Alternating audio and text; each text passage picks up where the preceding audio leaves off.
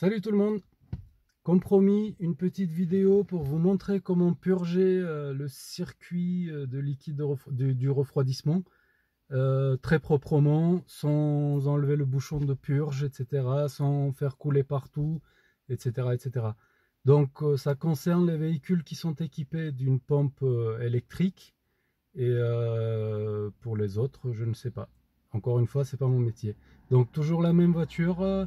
BM325i, code moteur N52B25, 25 comme litre, 2 litres 5 et non pas la 3 litres.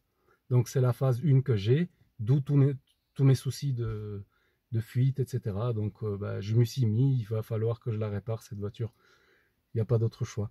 Donc pour purger le liquide, il fallait que je remplace mon liquide, etc. Donc chose faite, il va falloir que je purge. Donc vous mettez la clé, voilà, vous mettez la clé, ensuite vous appuyez une fois sans toucher aux pédales, vous appuyez une fois sur le bouton de démarrer, voilà, on a mis le contact. Ensuite, important, vous mettez le chauffage au max des deux côtés, voilà, vous mettez la ventilation sur position 1, pas besoin d'en mettre plus, juste comme ça, voilà. Ensuite, on va venir appuyer sur la pédale d'accélération et rester appuyé au pied plancher jusqu'à 10 secondes. Allez, c'est parti. Et donc le liquide, il va commencer à tourner. Enfin, voilà, tout le circuit va se mettre en route. Vous allez voir, on va aller écouter comment ça fait du bruit. Allez, c'est parti. 1, 2, 3, 4, 5, 6, 7, 8, 9, 10. Voilà, c'est fait. Donc la purge elle a commencé.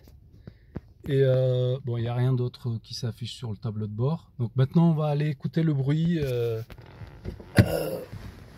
du liquide de refroidissement. Alors.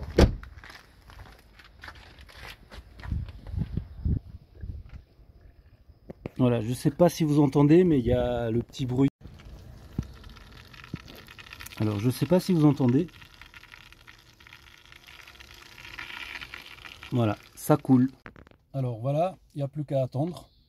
Le cycle va durer à peu près 12 minutes. 12 minutes, donc il faut patienter.